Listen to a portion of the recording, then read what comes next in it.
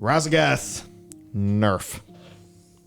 Nerfed into Nerf. ground again. So I'm glad we got Curve before the second nerf. Yeah, I'm still a wee bit tilted. Not really. It's just I think she was probably above their tuning target initially. Oh, I mean, yeah. Yeah, I think by... But it would have been nice. You're right, of course. Yeah, by all metrics, I think Razagath is way harder than they had any intention of ever. I think that much is kind of certain, but I know they're fully aware. I'm sure the people don't like when nerfs happen. I think that's why this wave of nerfs was... Hang on, it was this reset, wasn't it? Or was it for... Was it for 10.07 or was it this week? Oh yeah, it's next reset, right? Yeah. Yeah, so I think they're they're lining it up with 10.07 to go, okay, new patch now makes sense for it to be, hey, you haven't beaten her before the patch, so she's a little easier now. Especially with the Onyx Angular coming in, and if people can get that up. So I guess a little bit of an item boost for you as well. I think that's kind of the stages of, sure, if you get ahead of the curve, it's like, oh, well, my ahead of the curve is more important than your ahead of the curve, because my ahead of the curve is like a week earlier. And that's like kind of hard to track, but I think you get into the mire there, and I think it's more about personal happiness and stuff like that. And kind of, yeah, you got curve. It was slightly easier curve, but if anyone says that to raise a point, you can tell them to go fuck themselves because they're clearly like not right in the head if they actually care a lot. But I mean, obviously, like I say that, but I also say I was kind of tilted that we didn't get her before. But that's a me thing, and not like I would never bully someone. So you're not right in the head, and you should be bullied. Is that what you said? No. No. Ah, shit. No, that's not what I said at all. I said people who would bully me for that aren't right in the head. That's what I mean. Yes. It's okay for me to be upset at myself, not for other people to be upset at me. If you follow, because that kind of thing, it's still the same category if you still did it. And people who are like, oh, didn't get it first week. Go away. Yeah. This is not serious.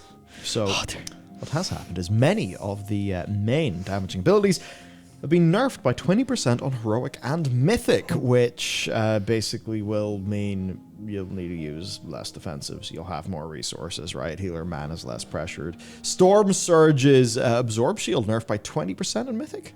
Mm-hmm. Yeah, that's fairly, that is big. A lot of it is targeted at like underperforming DPS. Will now be able to do the fight. DPS checks aren't as heavy as opposed to like they didn't really. I guess that's the one thing they've not been doing. They've not been mechanically making it easier. Should say that, so those damage reductions and the Absorb Shield, that's 20% down on Heroic as well.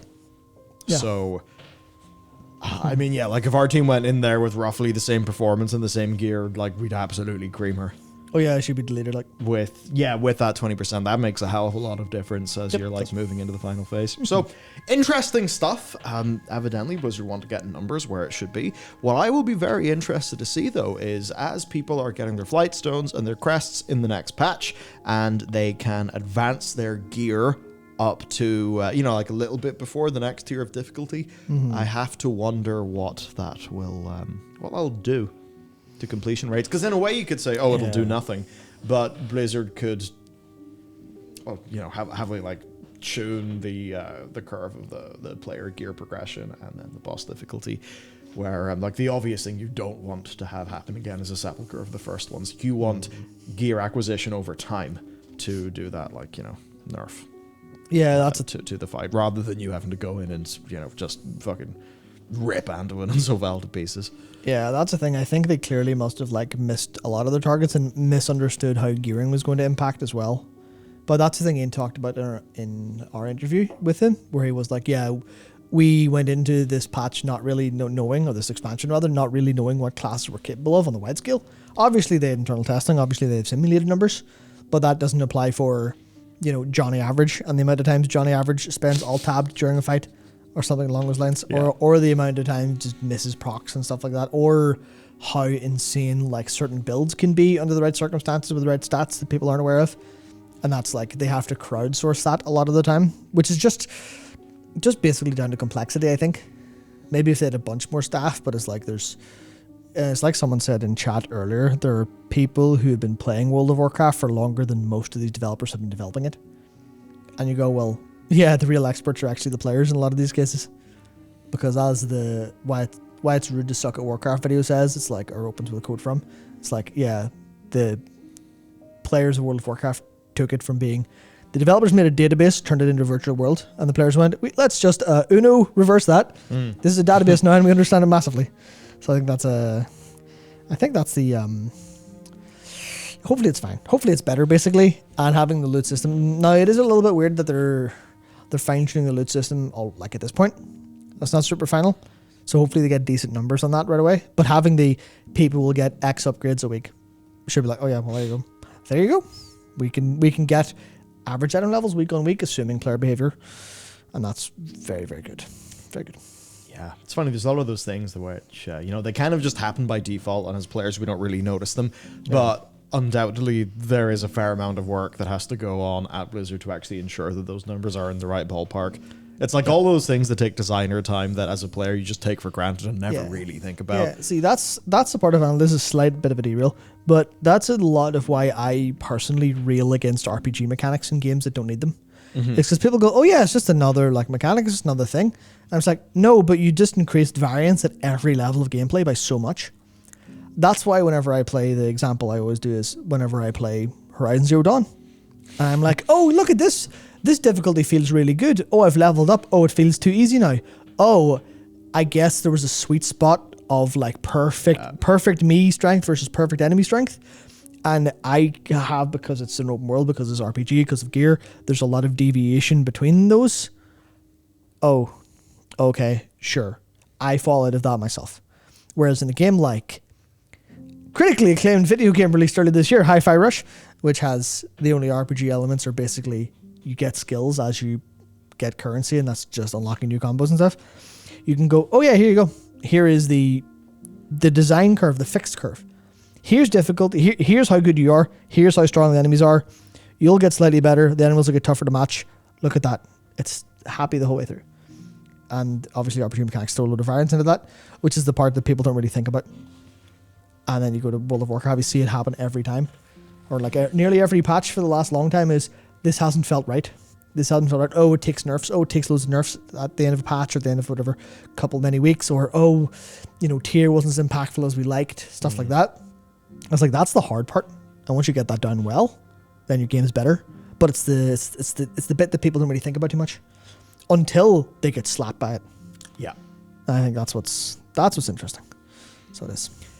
Yeah, no, certainly challenging. We do have a little bit of good news in the team, and that is that Darkor and his fellow raiders at Seriously did actually manage to get cutting edge before the nerfs. Please clap. Please clap for Darkor.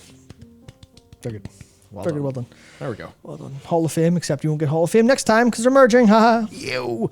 And for raiding like 7.5 hours a week, it's pretty damn good. That said, I think they do all play a lot more than 7.5 hours a week. So, how do I put this? So, we were in what I have to say is the least masculine contest I've ever been a part of. We were comparing our played time in Dragonflight recently, just because we were trying to get like, okay, well, how much does an insane Mythic Raider play? How much does someone who's an outdoor content player who's literally trying to get the insane title, and how does me, who's very much sane comparatively to those two, who's literally just a play like hell for a couple of weeks and then raid log more or less, because I've seen everything, done everything, novelty based, sure, whatever. Yeah. Maybe some all time. And my main is in like 8 days since Dragonflight. And I'm like, oh, that's so much time. That's so much. And then Tom, the player who is very much outdoor content, doesn't do instant stuff much, just, collects and things like that. Like 14 days since Dragonflight. And I'm like, that's so much. Yeah. And I can't remember what Darkor's was, but it was, I think it might have been almost double Tom's again. I'm just like, oh, I'm surprised it's not so 50. Much time. Yeah, it's like, oh, that's actually, wait, 50 would be impressive. I remember one of my old guilds, there was a guy, and his slash played was 1/3 of the amount of time since between he started playing the game and when he gave us that number. Yeah. As in, 1/3 of his time was in WoW. That's what I was... And I don't think that was just all AFK.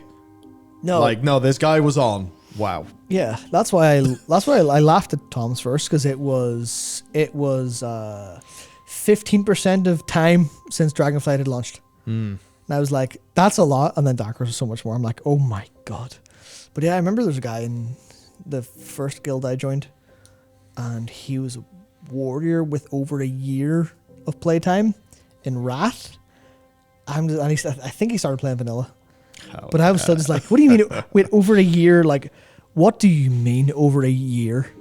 That's a year in game. Yeah, just the idea of like, I have been on this seat for 1 year straight. Yeah, that's mad. Well, not straight, like, but yeah, it's because what is, I mean, like, yeah. Oh, there, near is it 20 days? Nice.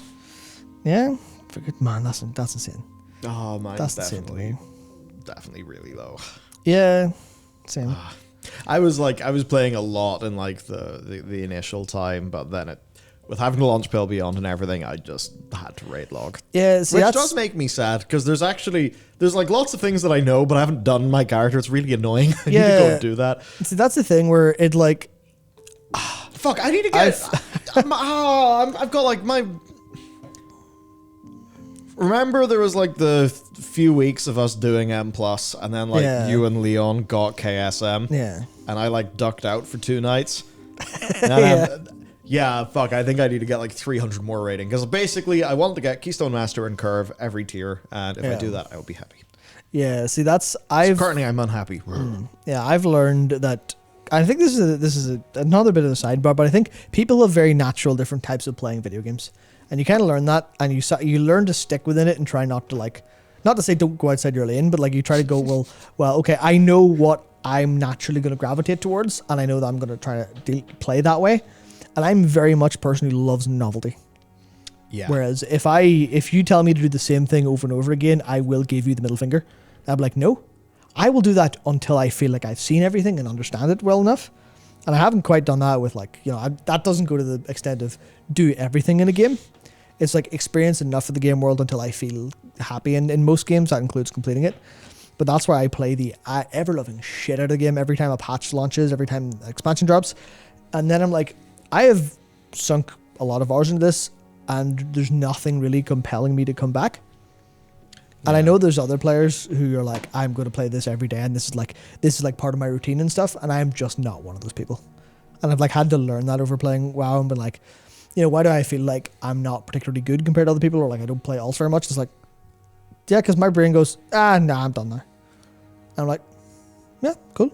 I think it's like UCP says, but FF14 is like, you want people to go away and come back. To me, I think that is, you want people of varying play types to play a certain way and be able to play the game the way they want to and be happy with it.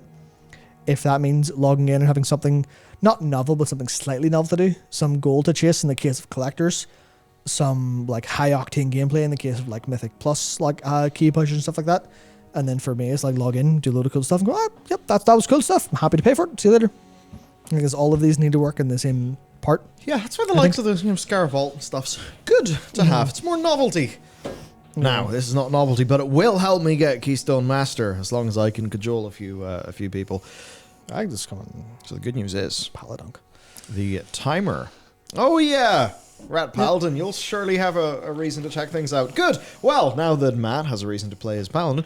Yes, so the Azure Vaults, 1.5 minutes has been added to its timer. Mm-hmm. Wow, would you look at that? So, yep, up to 35.5 minutes, which will absolutely make timing this dungeon easier.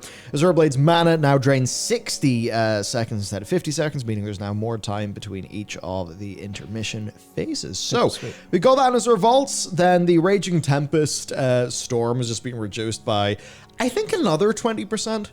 I think it was nerfed 20% before. I just remember there was a week where something everything like seemingly was nerfed by 20%, and everybody's like YouTube titles and shit were just like, 20%. That's their two numbers. They always alternate. It's either 20% or 30%, sometimes 40. But it's always like 20 or 30 to me. It's like, yep, 20, 30, 20, 30. And I remember like whenever they first started nerfing in 9.2 towards the end, I was like, 30, 40% nerfs? That's crazy. And then I thought about how damage scaling works. Went 30%? That's not enough. Because it's like, you need to take it down by that much because of how scaling actually destroys stuff towards the end and like high end plus and stuff like that. Kind of crazy. Yeah, for Ruby Life Pulls, the periodic damage from the Inferno Dot, 35% down. Yep, cool. big. Yeah, so as a healer, thank you kindly. Court of Stars. This is not a direct nerf to the dungeon, but the visual effect and the actual damage area of Jazz Sharu's shockwave ability now more closely lines up. But don't worry, I'ma cut you is still going to do just that. So there you go. What a name. Yeah, whole bunch of nerfs.